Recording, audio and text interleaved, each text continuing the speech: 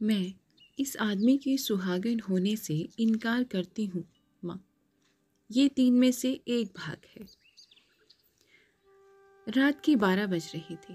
घर के आधे लोग नींद की आगोश में जा चुके थे, जबकि कुछ लोग सोने की तैयारी कर रहे थे। सुबह से काम करके सब लोग थक चुके थे। आज बेटी समीक्षा की सगाई थी। मेहमान भी यह सब लोकल में ही रहते थे। इस कारण सब घर जा चुके थे। घर की बहू सुधा और छोटी बेटी साक्षी रसोई में अपना काम निपटाकर थकी मांदी सोने ही जा रही थी। तभी अचानक घर के दरवाजे पर दस्तक हुई। दोनों अपने अपने कमरे में जाते जाती वहीं ठिठक गई। एक दूसरे की शक्ल देखने लगी कि इतनी रात को कौन आया होगा। तभी दोबारा दरवाजे पर दस्तक हुई। अब की बार आवाज़ तेज थी। अब इतनी रात को सीधा जाकर दरवाज़ा खोल देने में कोई समझदारी नहीं थी, इसलिए सुधा जाकर अपने पति पवन को जगा लाई। पवन ने दरवाजे के पास आकर पूछा, कौन है? बाहर से बस इतनी सी आवाज़ आई, मैं। उसके बाद रुदन की आवाज़ आई। शायद जो कोई दरवाजे पर था वो कोई रो रहा था।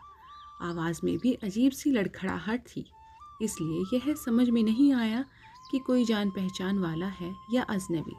आखिर पवन ने साक्षी को इशारा किया, जाओ पापा को जगा कर लाओ। साक्षी अंदर गई और अपने पिता बलवंत जी को जगा कर ले आई। रुदन अभी बस दूर था। बस कुछ देर तो बलवंत जी भी खड़े रहे, पर थोड़ी देर बाद रुदन बंद हो गया। आखिर हिम्मत करके दरवाज़ा खोला तो सामने एक औरत शाल में लिपटी हुई बेहोश पड़ी हुई थी। पवन और बलवंत जी एक दूसरे की शकल देखते जा रहे थे। इतने में घर की मालकिन मालती जी भी आ गई और बलवंत जी को बोली, अरे ज़रा हिम्मत करके देखो तो सही कौन है, और यूं हमारे घर के दरवाजे पर क्यों पड़ी हुई है।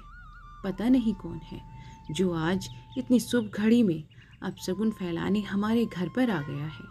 आखिर बलवंत जी ने हिम्मत करके बाहर आके उस औरत के चेहरे से शॉल हटाया। उसका चेहरा देखते ही वो हैरान रह गए। उसका चेहरा सफ़ेद पड़ गया और मुंह से सिर्फ इतना ही निकला, अरे निम्मो। उनके मुंह से निम्मो का नाम सुनते ही मालती जी और पवन दोनों बाहर की तरफ भागे। अपनी बेटी को इस हालत में देखकर मालती जी की रुलाई छूट गई। हाय, मेरी बच्ची को क्या हुआ?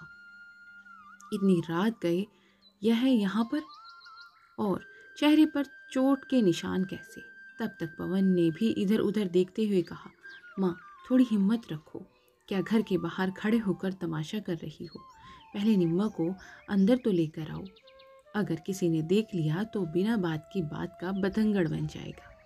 आखिर पवन और मालती जी निम्मो का सहारा देकर घर के अंदर ले आए। अंदर लाने के बाद उसे सोफे पर बैठाया। तब तक निम्मो थोड़ी होश में आ चुकी थी।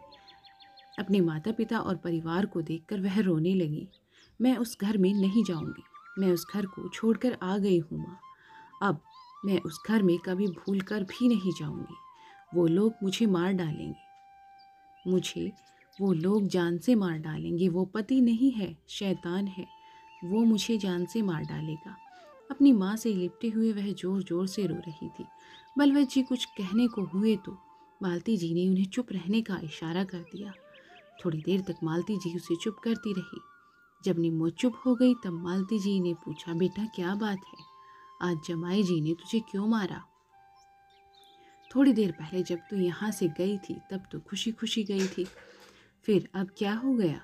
मालती जी के इस सवाल ने निम्मो की आंखों में आंसू आ गए और वह बोली, माँ आज साक्षी की सगाई में आपने होने वाले समधन को सोने के बूंदे दी थी। बस यही बात मम्मी जी को चुभ गई, क्योंकि अपने 4 साल पहले मेरी सगाई में उन्हें 5100 रुपये दिए थे। घर जाते ही उन्होंने दरवाजे पर ही मुझे तानों की बौछार करनी शुरू कर दी थी कि अब तो बस पैसा बड़ा आ रहा है तेरी माँ के पास। मुझे तो रास्ते में ही निपटा दिया था। जब मैंने कहा कि मेरी सगाई के वक्त पवन कमाता नहीं था, अब घर में 2 लोग कमाने लग गए हैं तो अपने अनुसार दे रहे हैं, तो आपके कंवर साहब ने मुझे मारना शुरू कर दिया, यह कहकर कि मैं उनकी माँ से जुबान लड़ाए ही हूँ। माँ मुझे बहुत मारा उन लोगों ने। जब मुझे मार कर थक गए तो अपने अपने कमरे में जाकर सो गए। मैं जैसे तैसे उठकर भाग आई। माँ, अब बर्दाश्त नहीं होता मुझसे। पिछले 4 साल से बर्दाश्त कर रही हूँ। हर बार आपने मुझे समझा कर वापस भेज दिया, पर अब मैं उस घर में नहीं जाऊंगी। हे भगवान, मेरी बच्ची, तू मत जाना, मालती जी ने कहा। तभी अचानक बलवंत जी की आवाज़ गूंजी। अरे कैसे नहीं जाएगी? यहाँ तुम्हारी छोटी बहन की सगाई हो चुकी है।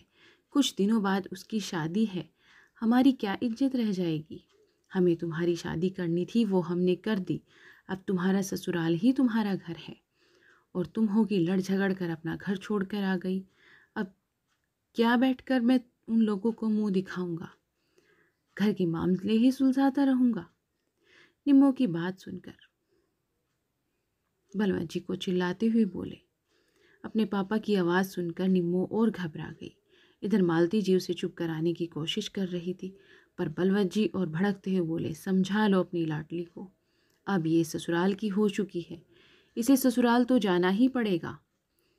अब ये उस घर की हो चुकी है, इसे ससुराल ही जाना पड़ेगा। अरे, अपनी टेक में ये अपनी छोटी बहन का घर भी बसाने से पहले ही तोड़ देगी। मैं बुला रहा हूँ समधी जी और कंवर साहब को।